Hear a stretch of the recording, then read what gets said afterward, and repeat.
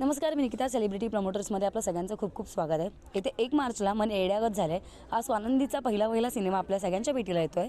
याच निमित्ताने आपल्यासोबत अभिनय आहे, कारण नुकताच ट्रेलर लॉन्च झाला आहे. त्याने पहिल्यांदा स्वानंदीला मोठ्या पडद्यावर पाहिलं आहे. तर सगळ्यात पहिल्या तुझी रिॲक्शन काय नेमकी? खूप एक्सायटेड होतो मी तिला बघायला पडद्यावरती पहिल्यांदा. आणि खरंच पहिल्यांदा बघितलं मी तिला मोठ्या पडद्यावरती. आणि 6 वर्षापूर्वी या सिनेमाचं चित्रीकरण झालं होतं.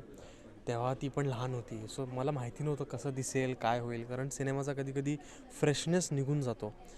खूप एक कालांतरानंतर जेव्हा तो बनलेला असतो आणि तसाच पडून असतो आणि नंतर रिलीज होतो, तर त्याचा फ्रेशनेस निघून जातो. ॲक्टर्स वेगळे दिसायला लागतात. पण योगायोगाने तसं काहीच झालं नाही. असं वाटतं मागच्या वर्षीच केलेली फिल्म आहे. दोघंही अत्यंत फ्रेश दिसत आहेत आजही, आणि या सिनेमामध्ये सुद्धा. सिनेमा पण एकदम फ्रेश, रोमॅन्टिक, दोघांची केमिस्ट्री उत्तम दिसते. आणि जी त्यांची आहे ॲक्च्युअल लाईफमध्ये, आणि होपफुली पडद्यावरती लोकांना पण ती पण जाणवेल. काय बात आहे. जसं स्वानंदी म्हणाली की सुमेधची आणि तुझी घट्ट मैत्री आहे, आणि तू सुमेधला धडे दिले आहेस की स्वानंदीला कसा त्रास द्यायचा. हे खरं आहे का? मी अजिबात त्याला धडे नाही दिले. तो ऑलरेडी ट्रेंड होता, ऑलरेडी त्याला माहिती होतं. त्यामुळे घट्ट मैत्री म्हणजे आमच्या दोघांचे वाढदिवस एक तसं 2 नोव्हेंबर आणि माझं 3 नोव्हेंबर. तर आम्ही दोघे स्कॉर्पियन्स आहोत, त्यामुळे आमची खूप चांगली घट्ट मैत्री आहे. आणि स्वानंदीला छळणं, स्वानंदी भेटल्यावरती हाच आमचा एक हेतू असतो. तर ती मैत्री तसंच जरी तो कधी स्वानंदीला अभिनय पण बोलवायचा तिला चिडवायला म्हणून. पण त्यांची तशी चांगली केमिस्ट्री आहे. आणि मला आठवतं माझी पण आर्यासोबत तशीच काही केमिस्ट्री होती, किंवा इव्हन बाकीच्या इतर मुलींसोबत.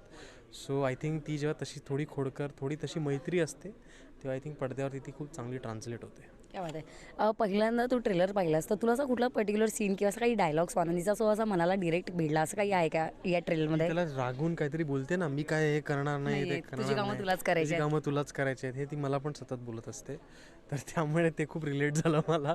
आणि ते खूप तिने नॅचरली बोललं, कारण तो तिचं काय म्हणतो, तिचं ब्रीदवाक्य आहे तिच्या आयुष्यामधलं, तुझी कामं तूच करायची म्हणून. एकंदरीत स्वानंदीचं सटल पात्र आपल्याला पडद्यावर दिसलं असं म्हणायला हरकत नाही, बरोबर? हो, सटल अगदी सटल आहे ती. सटल म्हणजे नॅचरल आहे ती, जी आहे तशी. तिचा तो रॉनेस जेव्हा तुम्ही एक यंग लव्ह स्टोरी करत असता, तेव्हा तुमच्या लीड्समध्ये तो एक रॉपणा असणं खूप गरजेचं असतं. तरच ती सक्सेसफुली दिसते. कारण तुम्ही मॅच्युअर नाही आहात, तुम्ही 21 पण क्रॉस केलेलं नाही आहे, तुम्ही त्या कवळ्या वयात आहात. त्यामुळे तो रॉनेस, ते पहिलं प्रेम आणि त्या सगळ्या गोष्टी दिसणं खूप गरजेचं असतं. तरच ते लोकांना आवडतं. सो आय थिंक त्या दोघांचे ते उत्तमपणे खूप दिसतं आहे. क्या बात आहे. जसं तू म्हणालास घरी ती तशीच असते, खरंच ती त्रास देते खूप की मजा मस्ती चालूच असते, असं काय असतं नेमकं? काय नाही, त्रास वगैरे काय नाही, असं मजा मस्ती आम्हा दोघांची चालू असते.